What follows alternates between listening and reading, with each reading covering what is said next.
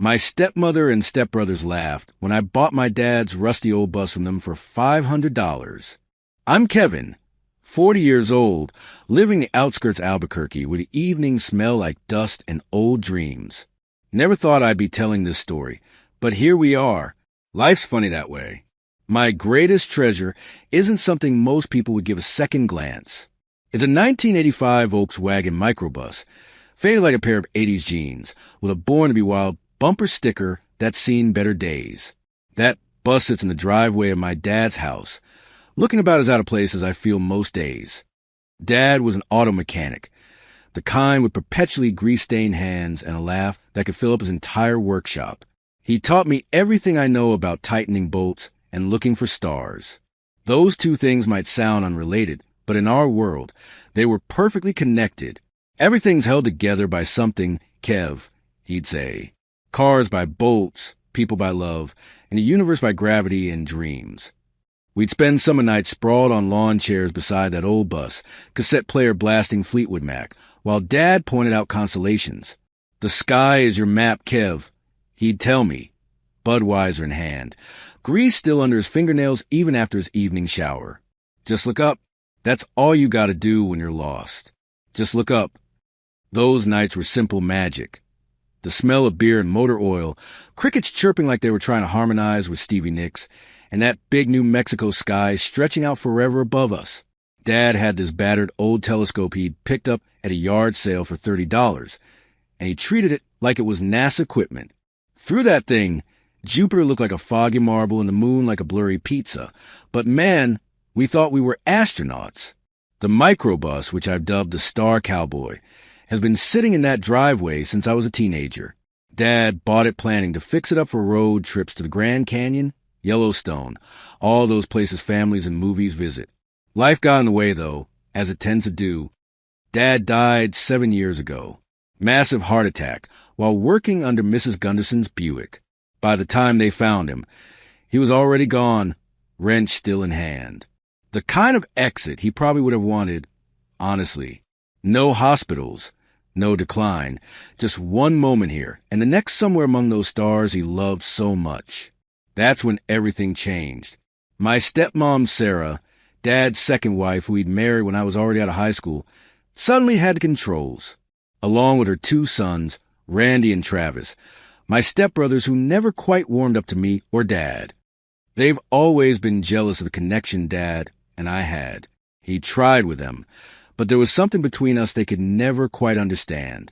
Maybe it was our shared obsession with the night sky, or the way we could work on an engine together, without saying a word, just passing tools back and forth like we were reading each other's minds. Now they're in charge of the house, and they've made it crystal clear they want to sell it and everything in it, including my bus, which they're planning to scrap for whatever pocket change they can get. That rusty piece of junk is taking up space, Kevin. They laugh when I visit, making jokes about how it probably hasn't run since the Berlin Wall fell. They call my love for astronomy childish fantasies, and my attachment to the bus pathetic. I work as a loader at the grocery distribution center, just outside town. It's not glamorous, but it pays enough to keep me in my small apartment and feed myself. Most days I'm lifting boxes for 8 to 10 hours, coming home with an aching back and just enough energy to microwave dinner and crash on the couch watching reruns of The X-Files or Star Trek. My life isn't exactly what you'd call thriving. I barely make ends meet. Never married, no kids. Most weekends I'm either picking up extra shifts or tinkering with whatever part of the Star Cowboy I can afford to fix that month. My dating profile has been on pause for so long it's practically vintage. But that bus, that faded, temperamental, beautiful bus, is my last connection to Dad. Inside, it still smells faintly of his aftershave and motor oil. The glove compartment has his old road maps, folded incorrectly and stuffed in there with gas station receipts from 1998. The ashtray still has the lucky penny he kept there in case of emergencies. It's more than just a vehicle. It's a time machine. When I sit in the driver's seat, hands on that huge steering wheel, I can almost hear Dad explaining how the carburetor works or why Orion is his favorite constellation. I'm not letting them destroy it. I don't care what I have to do. I've named it the Star Cowboy because Dad always said we were cosmic cowboys, Earthbound explorers with our eyes on the stars. That bus groans to life on the rare occasions I get it running, coughing smoke like it's giving a dramatic speech before its final bow. She stalls out with the drama of a retired rock star. I joke to my buddy Marco, who helps me work on it sometimes. All she needs is a cigarette and a tumbler of whiskey to complete the image. The bus has personality, that's for sure. Sometimes I think it's possessed by Dad's spirit. Stubborn, unpredictable, but ultimately reliable if you know how to talk to it. When I get the engine to turn over, I swear I can hear Dad's laugh mixed in with the rumble. My apartment walls are covered with NASA posters and star charts. I've got a decent amateur telescope now. Saved up for it for 3 years. On clear nights, I drive the Star Cowboy, when it's working, out to the desert where the city lights don't pollute the view. I set up my telescope and just look up, following Dad's map. It's during those nights, with the Milky Way sprawled above me like spilled diamonds on black velvet, that I feel closest to him, and furthest from the constant stress of bills, of my stepfamily's disdain, of my life that somehow got stuck in neutral, while everyone else drove on ahead. Randy and Travis have been pressing their mom to sell the house for months. Property values in the neighborhood have skyrocketed since some tech company opened an office nearby. What was once a modest middle-class area is now up and coming, which is realtor speak for we're pricing out the people who've lived here for generations. They see dollar signs. I see my childhood home. They see a rusty eyesore taking up driveway space. I see the last tangible piece of my father's dreams. We could get at least $300K for the house if that piece of scrap wasn't lowering the curb appeal, Travis told me last week, not even trying to hide his contempt. He's an insurance adjuster now, wears ties and talks about his 401K like it's his firstborn child. Randy's even worse. He got into real estate, of course, and keeps talking about how he could flip this place for a sweet profit if only I'd let go of the past. He's the kind of guy who watches those home renovation shows and thinks he's an expert now. He's already talking about open conceptists and subway tile that, while standing in the kitchen where Dad and I used to make pancakes shaped like planets on Sunday mornings. Dreams are like old songs, I think to myself when they start on me. Even if the cassette tears, the melody lives on somewhere inside you. Dad taught me that.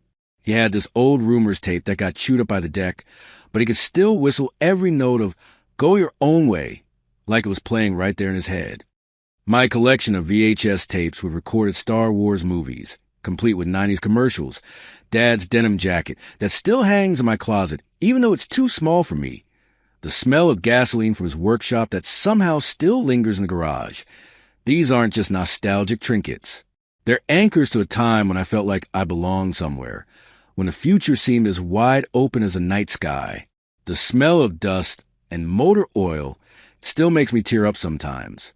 Not that I'd admit that to anyone but you folks reading this. Us desert dwellers aren't supposed to be the emotional type, right? We're supposed to be like the landscape, weathered, tough, unyielding. But everyone's got their soft spots. Last night, I sat in the Star Cowboy holding Dad's old socket wrench. It's the one tool I managed to snag from his collection before Randy and Travis sold everything at a garage sale that I conveniently wasn't told about until after it happened. The metal was cool and heavy in my palm, worn smooth in places from decades of my father's grip. I made a promise right there, under the dome light that flickers like a dying star. I'm going to save you, cowboy. We got places to see yet. Maybe it was childish, talking to a bus like it could hear me. But in that moment, I swear something shifted in the air around me, like someone listening, nodding in agreement. Tomorrow, I'm going to see my stepmom with the $500 I've been saving for months. It's everything I have, scraped together from overtime shifts and skipped lunches. My bank account will be empty, my emergency fund gone. But some emergencies aren't about broken pipes or flat tires. Sometimes they're about broken promises and flat dreams. And this is definitely an emergency. I only hope that $500 is enough to buy back a piece of the sky. I showed up at Sarah's doorstep with $500 in cash, my entire savings, stuffed in an envelope.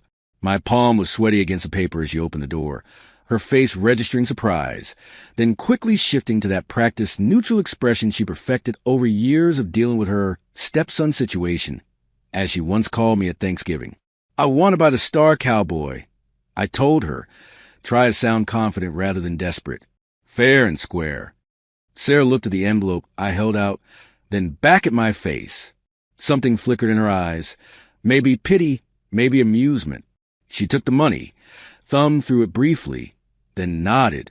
We shook hands right there on the porch where Dad used to sit drinking his morning coffee, watching the neighborhood wake up. No papers, no receipt, no bill of sale.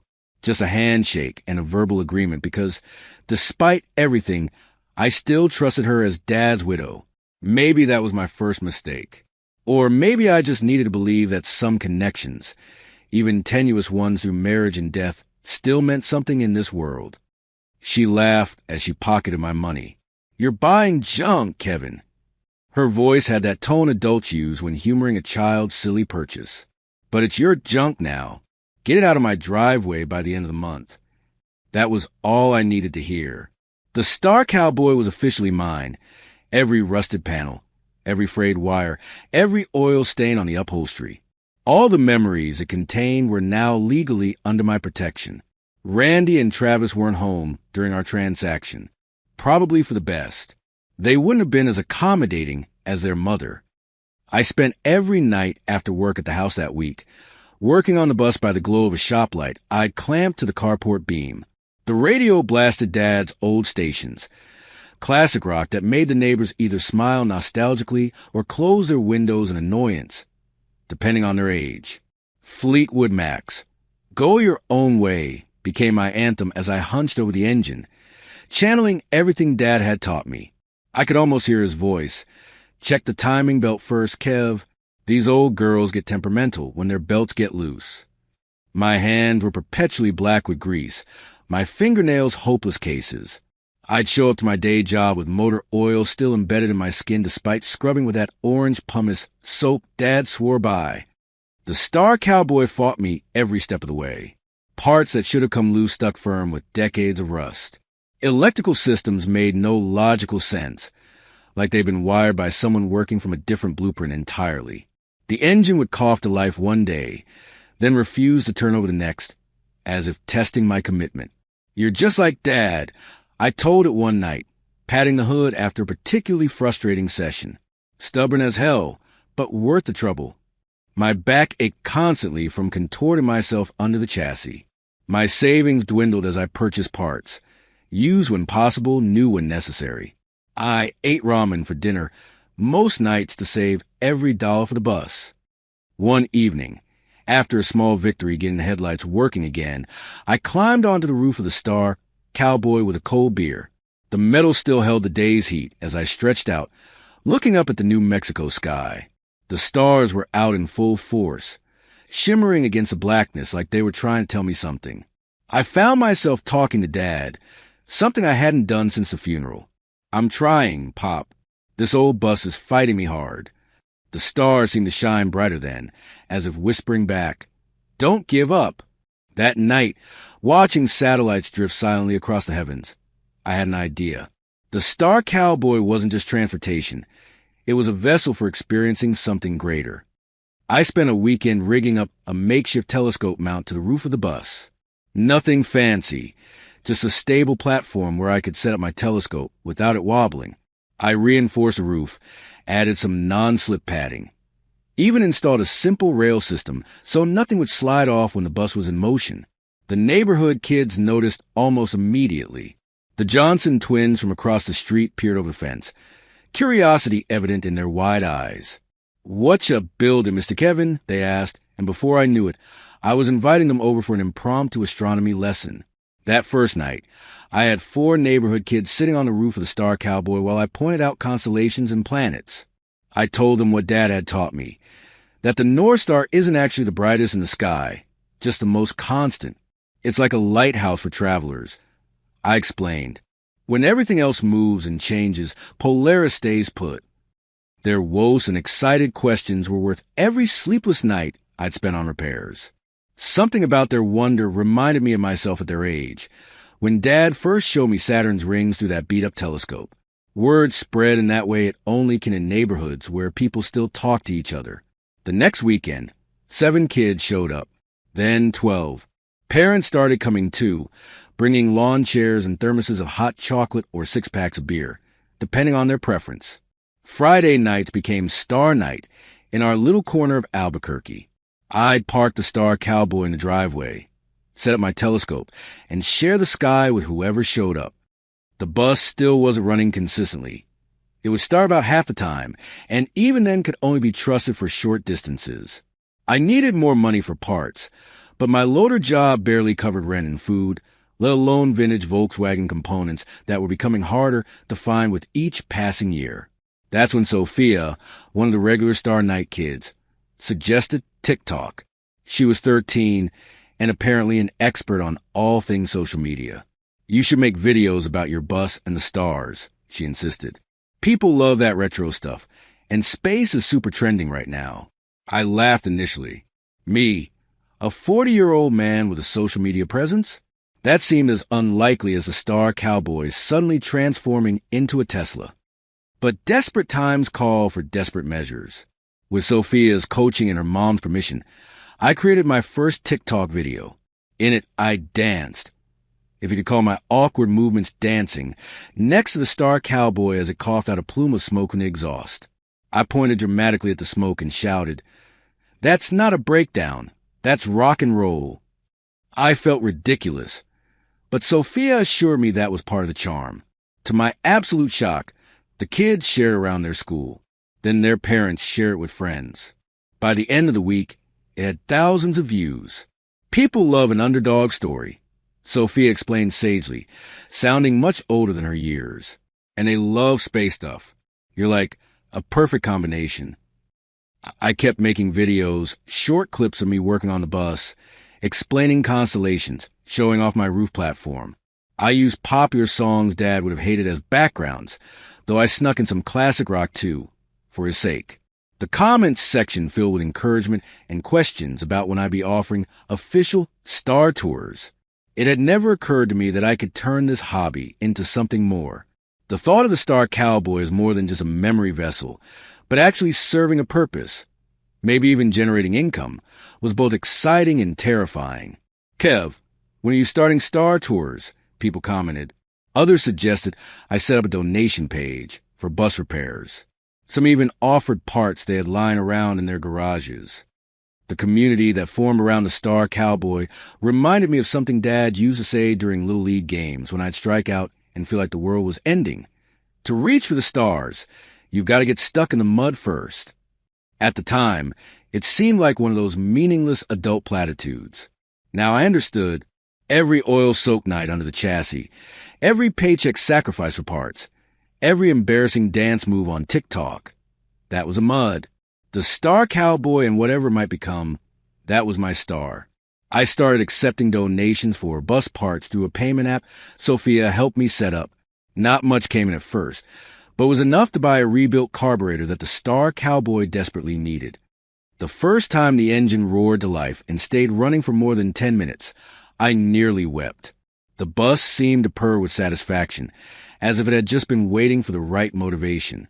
With the carburetor replaced and a few other critical fixes, I could finally drive the Star Cowboy beyond the neighborhood. Our first official Cosmic Cowboy Star Tour was just to a clearing about 5 miles from town, where light pollution was minimal.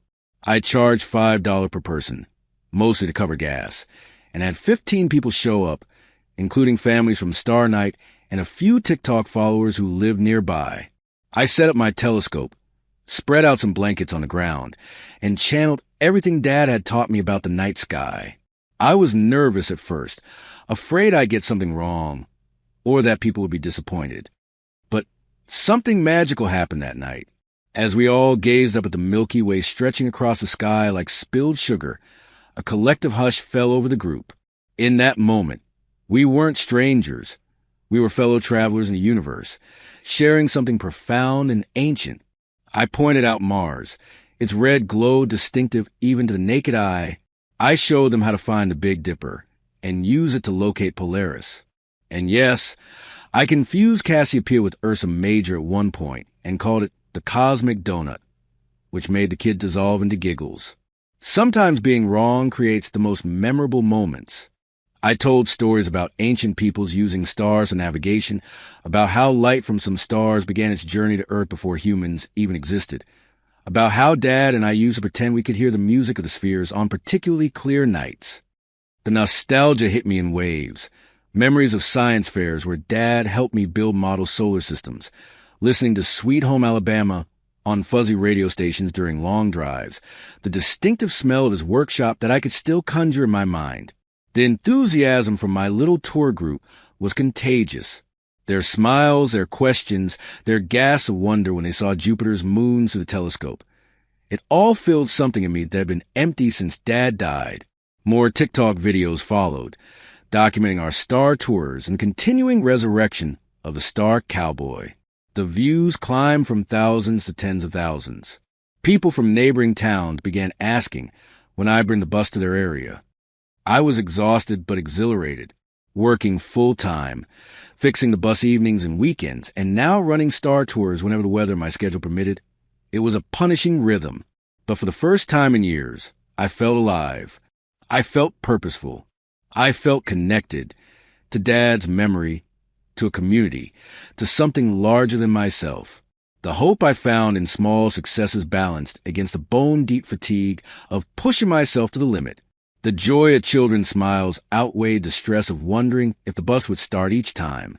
Something was happening. Something was building, and I was simultaneously terrified and thrilled to see where it might lead. One evening, as I was teaching a group of kids how to locate the North Star, I noticed an elderly woman standing a little apart from the main group. She wasn't with any of the families I recognized. She watched with an intensity that caught my attention, her eyes reflecting the starlight with an unusual brightness. As the group dispersed and parents herded tired children back to cars, she approached the Star Cowboy with measured steps. Something about her deliberate movement, the knowing smile playing at the corners of her mouth, made me think. She knows something I don't. Little did I know that this encounter would change everything. Again, the elderly woman approached with the confidence of someone who'd never doubted her place in the universe. Her name was Marge, and she looked like she just stepped off the cover of a well-worn National Geographic magazine. Silver hair tied back in practical braid, weathered face mapped with laugh lines, and eyes that sparkle with the kind of wisdom you can't fake. "Nice starship you've got here," she said, tapping my telescope with weathered knuckles. Her voice had that particular southwestern rasp, like someone who'd spent decades breathing desert air and didn't regret a minute of it. I smiled, uncertain what to make of this unexpected visitor. "Thanks. She's not much, but she gets the job done." Marge circled the Star Cowboy, running her fingers along the faded paint like she was reading Braille. She paused at the bumper sticker and let out a laugh that transported me instantly back to my garage with Dad. It was the same kind of laugh, full-bodied, genuine, slightly gravelly from years of living. "You doing another tour soon?" she asked. "I saw your videos. My granddaughter showed them to me. She says you're TikTok famous now." The way she said TikTok famous, with finger quotes and a bemused expression, made me laugh. I invited Marge to join the next tour for free, partly because her laugh reminded me so much of Dad's, and partly because something told me she'd be an interesting addition to the group. She accepted with a nod that somehow felt like she was doing me a favor rather than the other way around. We exchanged numbers, and I told her the tour would be that weekend. The Star Cowboy needed a few minor repairs first, a loose belt and some wiring issues that kept making the headlights flicker like they were sending Morse code messages to passing UFOs. 3 days later, Marge arrived for the tour, wearing practical hiking boots and carrying an expensive-looking pair of binoculars in a leather case that had seen better decades. While the other participants checked in and paid their $10 fees, Marge told me she'd been an astronomer. Not amateur like me, but professional. She'd worked at observatories across the Southwest for decades, tracking celestial bodies and mapping star movements. "I always dreamed of discovering a new star," she confided, gazing up at the darkening sky. "But life has its own trajectory, doesn't it? Sometimes we're just along for the ride." There was something about her matter-of-fact acceptance of dreams deferred that hit me hard. Here was someone who had dedicated her life to the stars, not just as a hobby but as a career, and still found joy in a makeshift star tour run out of a beat-up VW bus. That night's tour was special. The universe seemed to be showing off just for us. We were treated to a meteor shower. Nothing major, just a minor one that wasn't even on my astronomy calendar. As streaks of light painted across the sky, the group gasped in collective wonder. Marge stood slightly apart, her face tilted upward, a smile playing at her lips. "It's cosmic fireworks, Kevin," she said just loud enough for me to hear. Comets leaving trails for dreamers to follow. After the tour, when the others had gone, Marge stayed behind.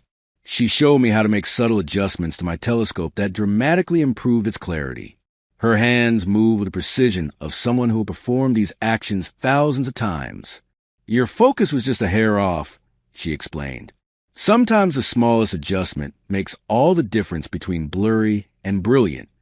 We sat on the roof of the Star Cowboy, sharing a thermos of coffee I brought along. The night had turned cool, and the steam from our cups mingled with our breath in the crisp air. "You got something special here," Marge said after a while.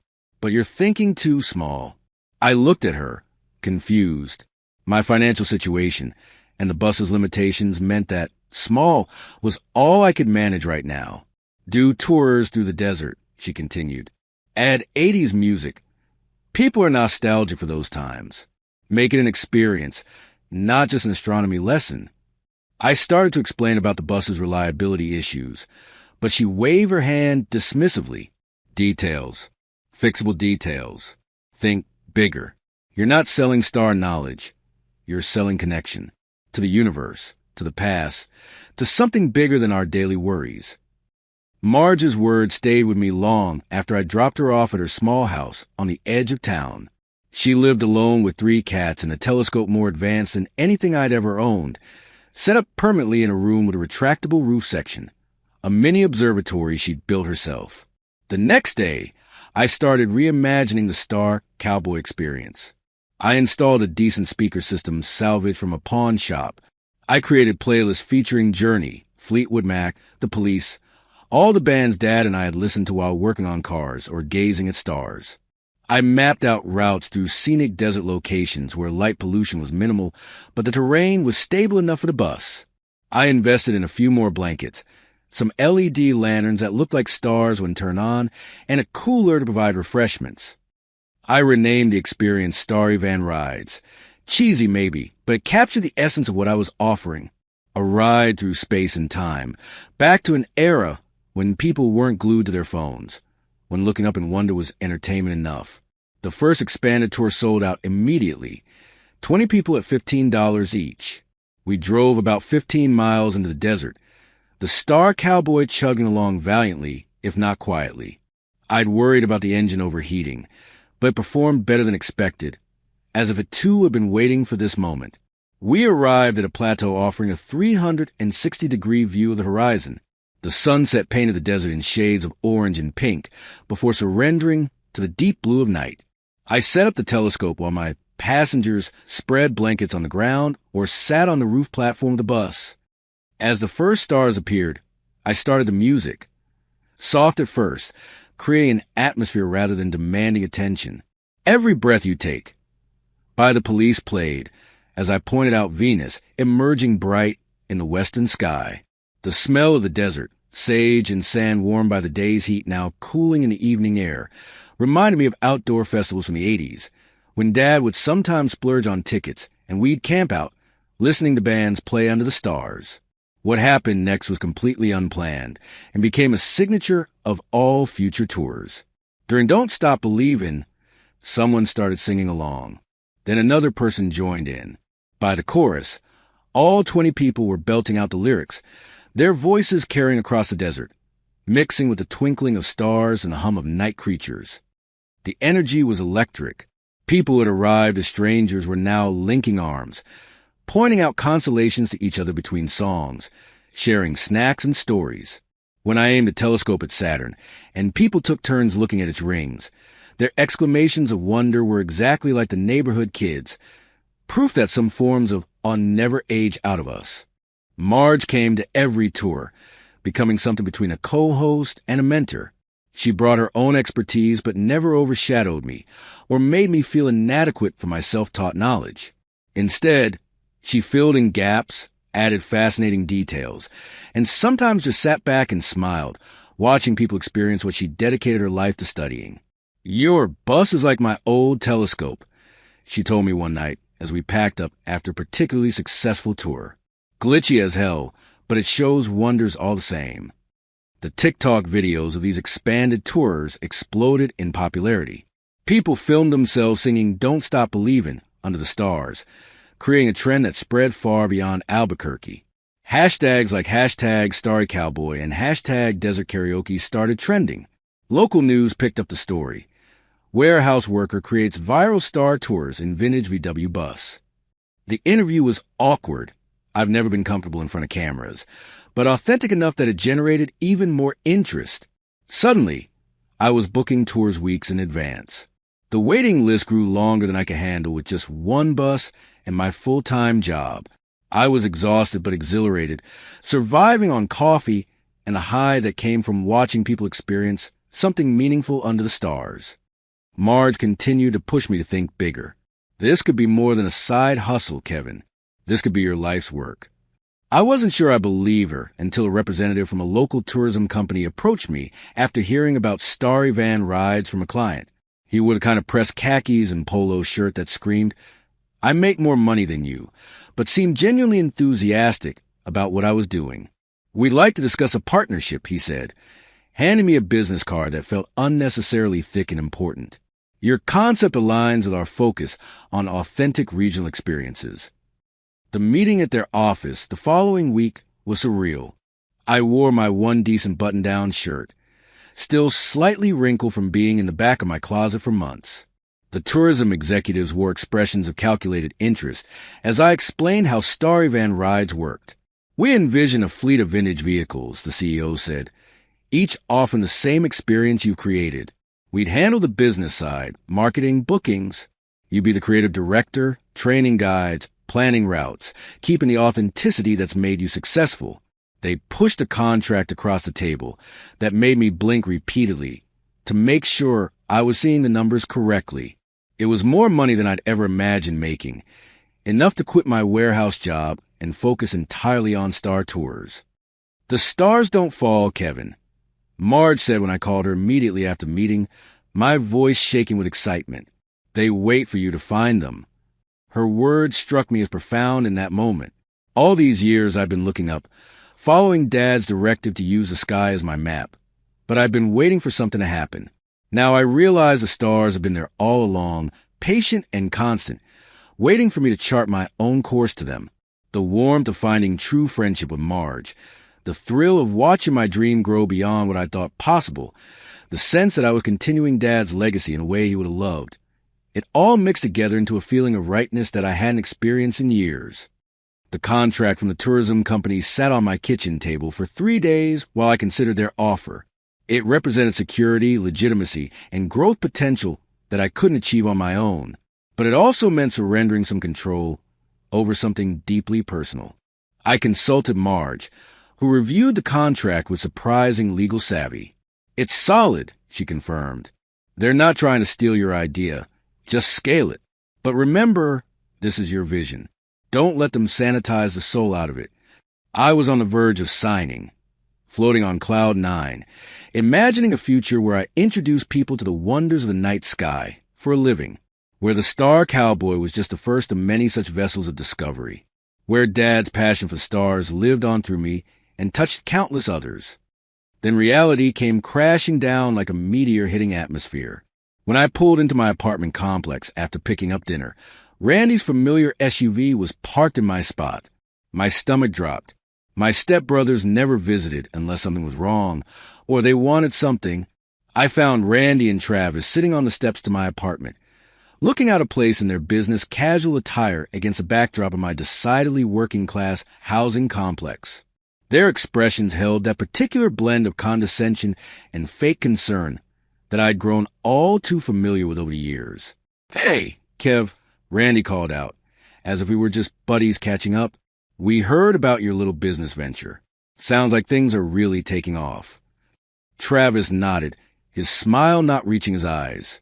Really impressive, bro. Who knew stargazing could be so profitable? I stood there, paper bag of takeout growing greasy in my hands, a sense of foreboding washing over me like a cold desert wind. Something told me my dream was about to face its biggest challenge yet. I'd been on cloud nine about the tourism company's offer, but now I realized my brothers had decided my success was their opportunity. The storm Marge had warned might be coming had just arrived at my doorstep. I invited my stepbrothers inside, mostly because I didn't want my neighbors hearing what I suspected would be an uncomfortable conversation. My apartment wasn't much, a one-bedroom with mismatched furniture and astronomy posters covering water stains on the walls. But it was mine. Seeing Randy and Travis standing in my living room, looking around with barely concealed judgment, made me feel like I was shrinking back into the insecure teenager I'd been when they first entered my life. Nice place, Travis said in a tone that communicated the exact opposite. He picked up a model of Saturn I'd built with neighborhood kids during one of our weekend craft sessions, examining it with the enthusiasm of someone handling a dirty diaper. Randy got straight to business, always the more direct of the two. So, Kev, we've been talking to Mom about your bus tours. Yeah. I set my takeout on the counter, my appetite suddenly gone. What about them?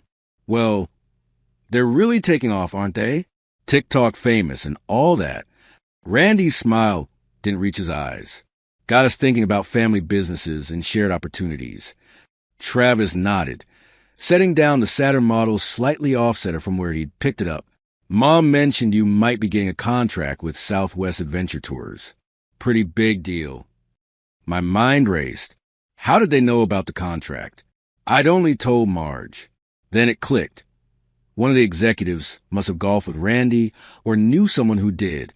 Albuquerque business circles were surprisingly small. What does my business have to do with either of you? I asked, though I already knew the answer. I just wanted to hear them say it out loud. Randy spread his hands in a gesture of mock reasonableness. Kev, your business is a family matter. You started Starry Van rides in our driveway, using a vehicle that was part Dad's estate. By any reasonable definition, we're co-owners of the concept. The audacity was breathtaking. I'd spent months pouring my savings, sweat, and soul into the Star Cowboy. I'd built a business from nothing but a rusty bus and a dream. And now that it was succeeding, suddenly they wanted a slice.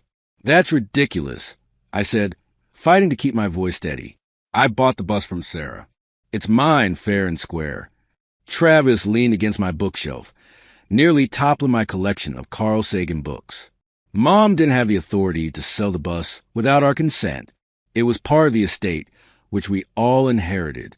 She can't just unilaterally dispose of shared assets. I felt like I'd been punched in the gut. I paid $500 for that bus. We shook on it. Travis snorted. Where's your title paperwork, dreamer? Where's the bill of sale? Where's any documentation at all? That was just talk.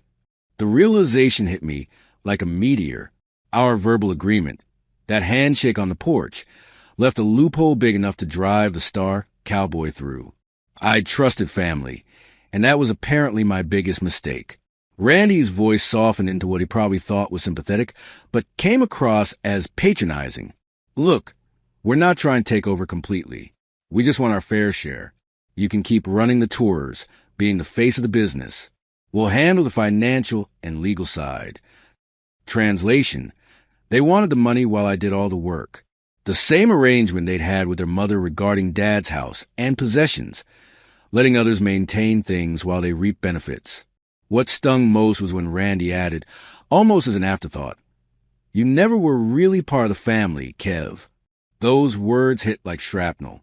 Not because they were surprising, but because they confirmed what I'd always felt but hoped wasn't true. To them, I was an outsider who'd had their father's love when they hadn't earned it, a loose end to be dealt with, a potential profit center to be exploited. I asked them to leave, told them I needed time to think. They went, but not before Travis left a business card from their lawyer on my coffee table. We're filing paperwork tomorrow to establish our ownership stake. Ball's in your court, bro. After they left, I sat in the dark of my apartment for hours, the takeout growing cold and forgotten. Dad's voice echoed in my head from a camping trip when I was 12, after some kids had stolen my collection of space trading cards. Stars belong to those who look up, Kev, not to those who steal other people's light. I knew what I had to do, but it would cost me more than money. The next morning, I called in sick to the warehouse for the first time in 3 years. I drove to a pawn shop in a part of town I rarely visited. In my trunk was Dad's guitar, a 1978 Fender Stratocaster he'd saved for months to buy.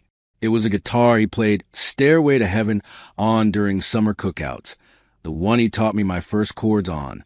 It was the one thing of his I'd managed to grab before Randy and Travis sold off his possessions.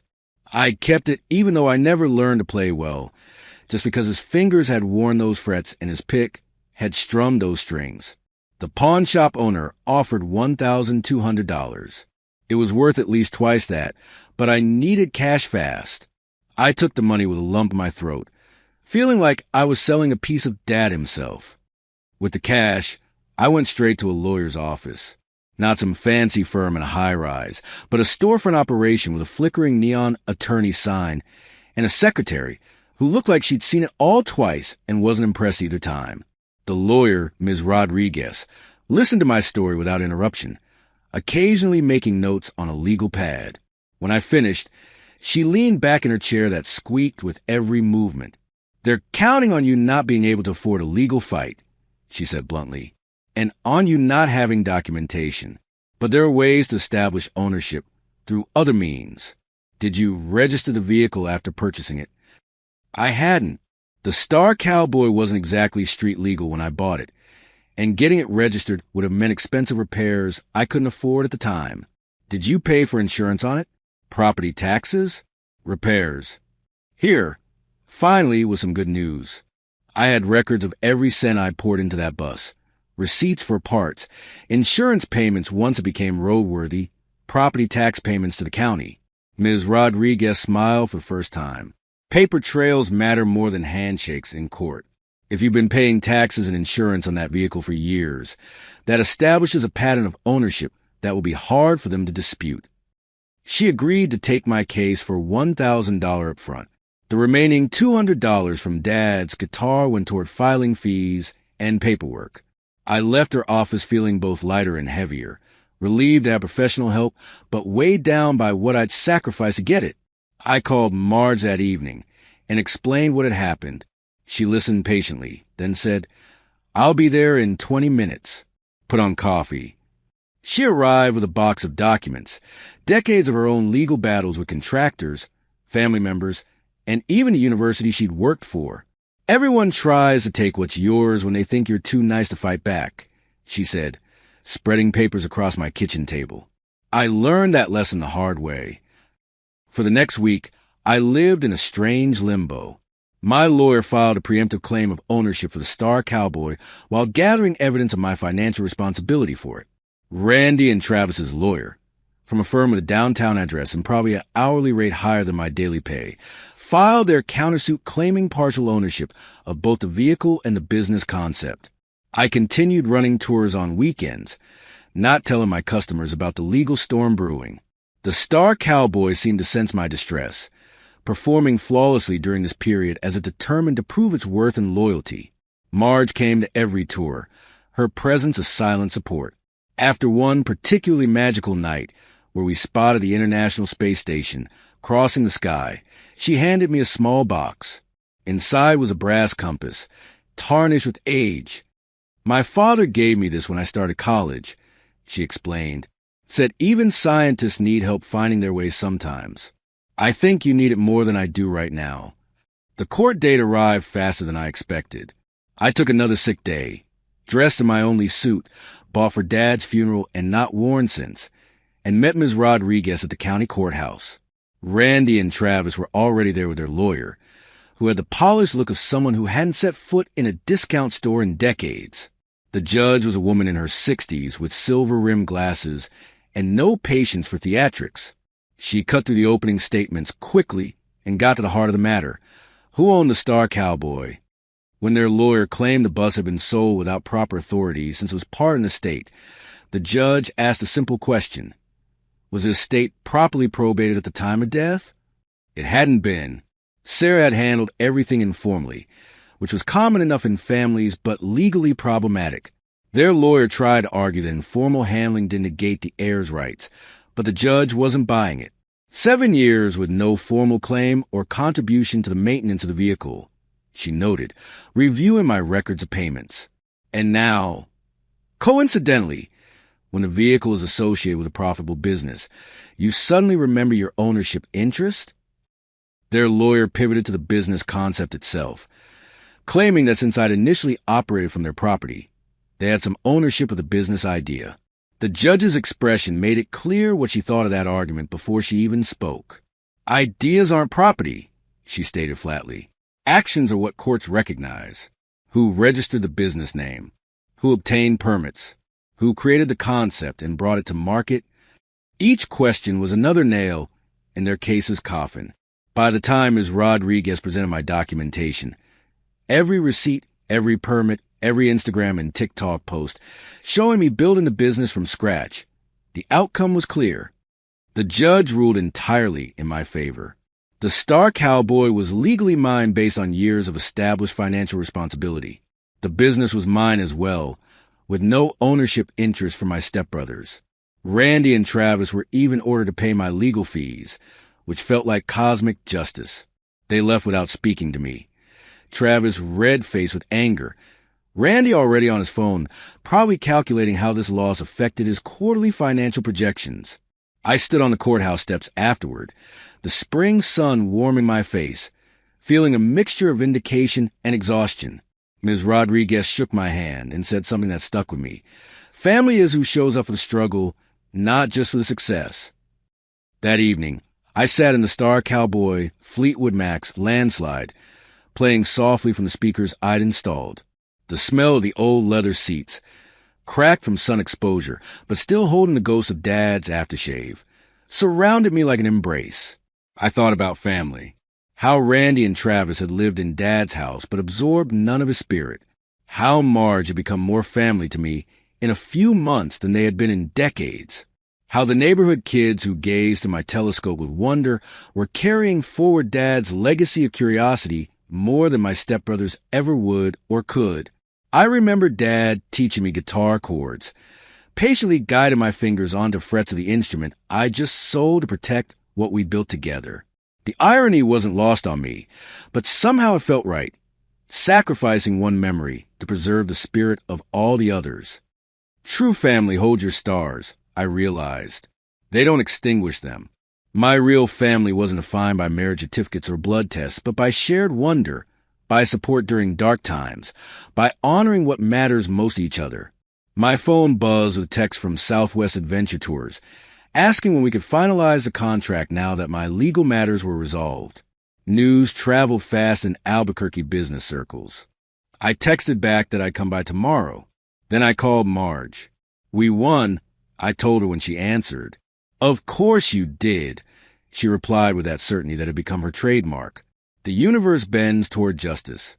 Eventually, after hanging up, I sat quietly in the Star Cowboy for a long time, watching the sunset through the windshield, thinking about what winning really meant. The legal victory was satisfying, but it was just a stepping stone. The contract with Southwest Adventure Tours would change everything. I could quit my warehouse job. I could expand the fleet, hire other guides, reach more people with the magic of the night sky. I could create something lasting, a business, yes, but also a legacy. I felt a sense of freedom, unlike anything I'd experienced before. Not just freedom from Randy and Travis's claims, but freedom from the past. Freedom to choose my own path forward, without the weight of old resentments and rivalries. As darkness fell and the first stars appeared, I thought about what success would mean. It wasn't just about money in the bank or a sustainable business model. It was about what I would leave behind. What mark would the Star Cowboy make on the world? What would people remember about these nights under the stars long after tours ended? I didn't have all the answers yet, but for the first time, I felt ready to find them. The compass Marge had given me sat on the dashboard, catching the last light of day. It wasn't pointing north, but somehow I knew I was headed in the right direction anyway. The contract with Southwest Adventure Tours changed everything overnight. With their backing, I suddenly had access to resources I'd only dreamed about. Enough funding for necessary repairs on the Star Cowboy, marketing support, booking systems, and most significantly, budget approval for expanding my fleet. Within 2 months, we'd acquired 4 additional vintage Volkswagen buses from across the Southwest. Each one was a character in its own right.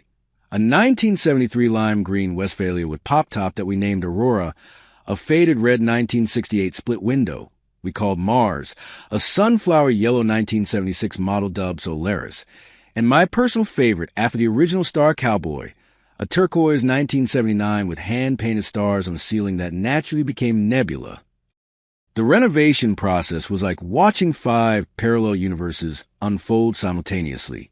Each bus had different mechanical issues, different interior configurations, different personalities. I'd wake up in the middle of the night with solutions to wiring problems or design ideas, scribbling them onto the notepad I now kept beside my bed. I hired local mechanics who share my appreciation for these vintage beauties, guys who understood these weren't just vehicles but time machines in a very real sense. We outfitted each with custom stargazing platforms, upgraded sound systems, and enough charm to make them Instagram-worthy without losing their authentic retro feel.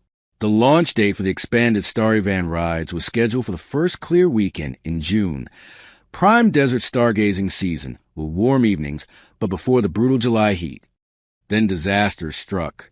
I was in the garage where we kept the fleet, fine-tuning Nebula's sound system when I smelled smoke. Not the good kind of smoke that reminds you of campfires and Esmores, but the acrid, chemical smell of electrical fire. Aurora, our lime green beauty, had developed a short in the wiring we'd just installed. By the time I grabbed the fire extinguisher and reached her, flames were already licking out from under the dashboard. I managed to contain the worst of it, but the damage was catastrophic.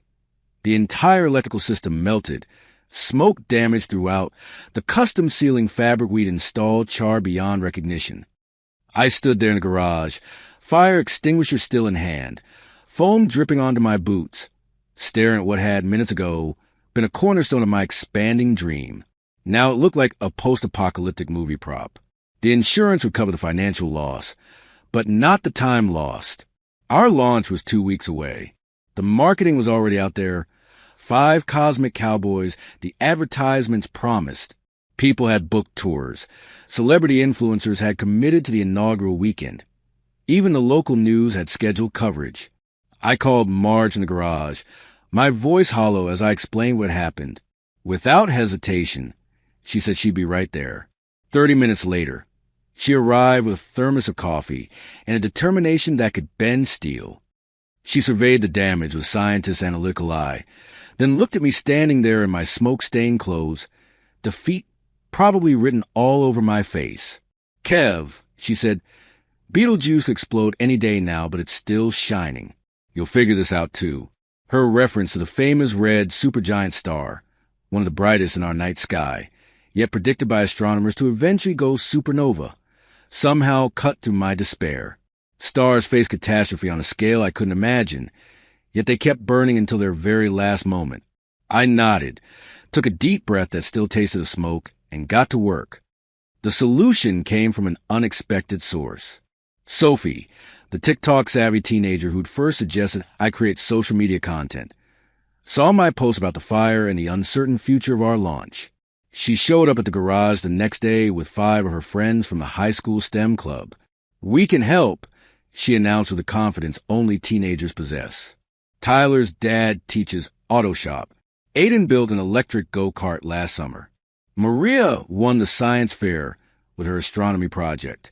We're all free after school and on weekends until launch. I looked at these kids, 16 and 17 years old, standing there with earnest expressions and zero professional experience, and something clicked. What if they weren't just emergency labor? What if they were part of the experience? Within 48 hours, I'd revamped the entire business model. Instead of scrambling to repair Aurora in an impossible time frame, We'd run with 4 buses instead of 5. But the real change was bigger. I would train these teens not just to fix buses, but to become junior guides. Each Starry van would have an adult driver/primary guide, me and 3 others I'd already hired, paired with a teenage astronomy apprentice who could connect with younger visitors and bring fresh energy to the tours. The kids threw themselves into training, learning constellations, practicing their delivery of cosmic facts, helping with final preparations on the buses. Their enthusiasm was contagious. Their questions forcing me to articulate knowledge I'd absorbed from Dad without even realizing it. When launch weekend arrived, we were ready for buses instead of 5, but with a story that was even better than the original plan. The local news loved the angle of teenagers becoming cosmic apprentices, giving us even more coverage than originally planned. Our inaugural tour headed to the Grand Canyon South Rim, where dark sky protections meant the stars shone with breathtaking clarity.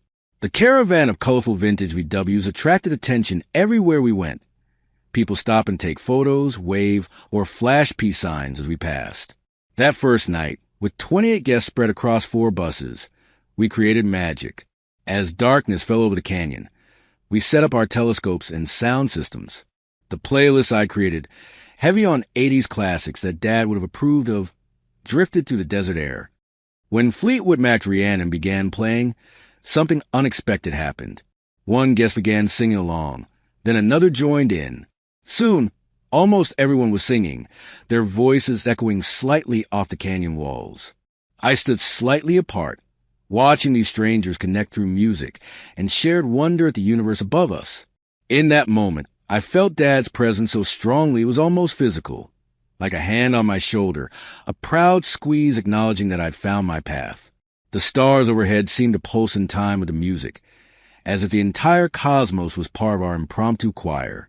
Sophie, who was assisting me with the original Star Cowboy group, whispered, "This is the coolest thing I've ever been part of." I had to agree. That first season exceeded every expectation.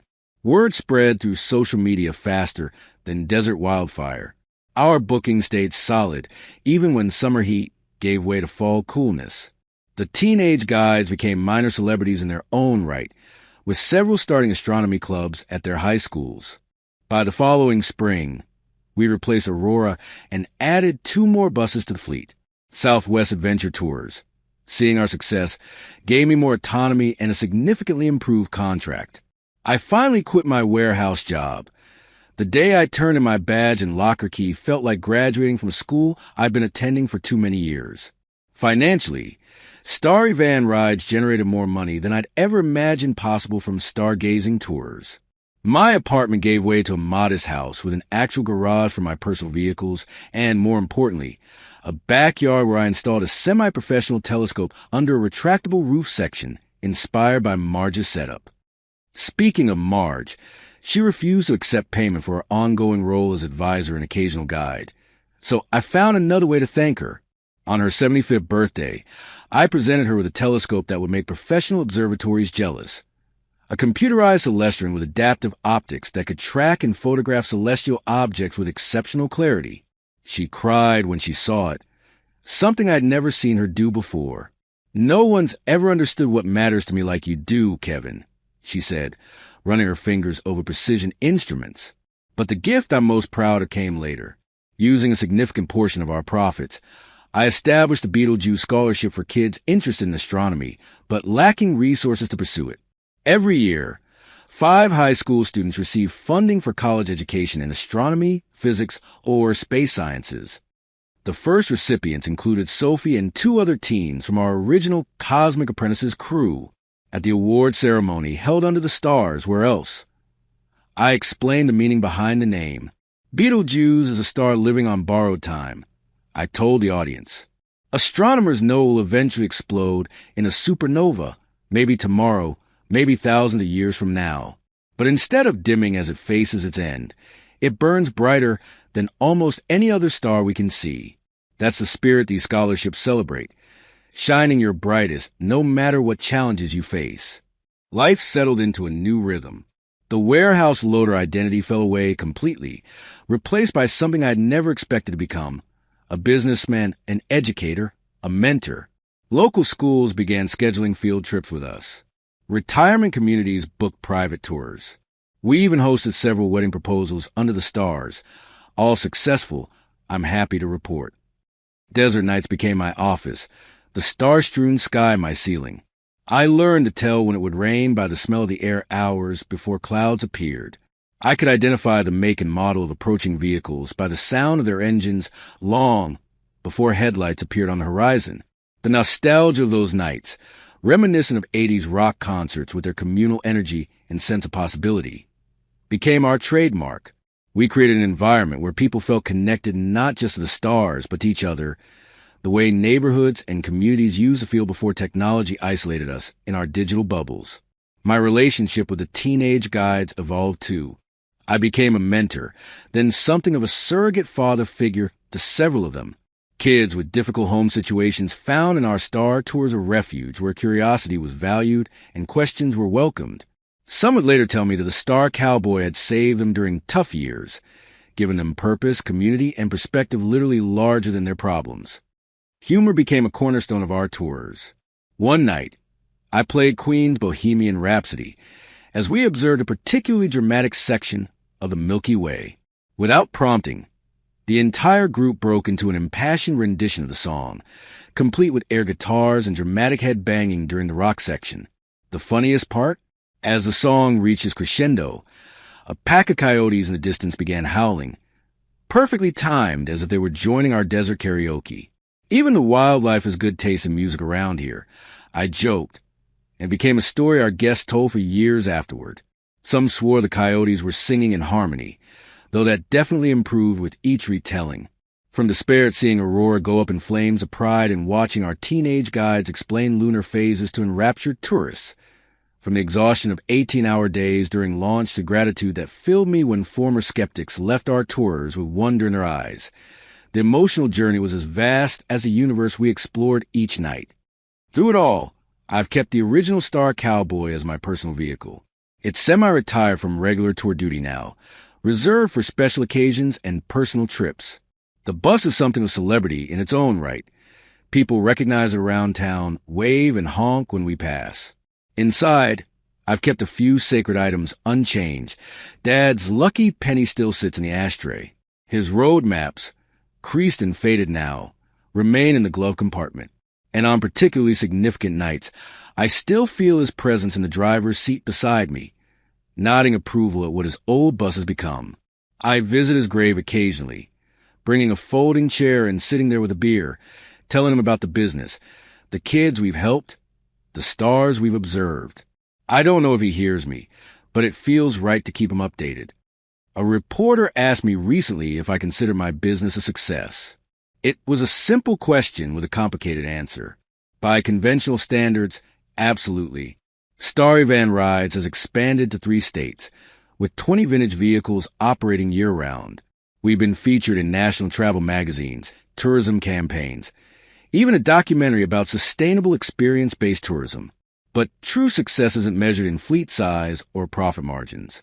It's measured in the faces of scholarship recipients heading off to college to study the cosmos. It's measured in the tears of an elderly guest who whispered that seeing Saturn's rings checked off a lifetime bucket list item.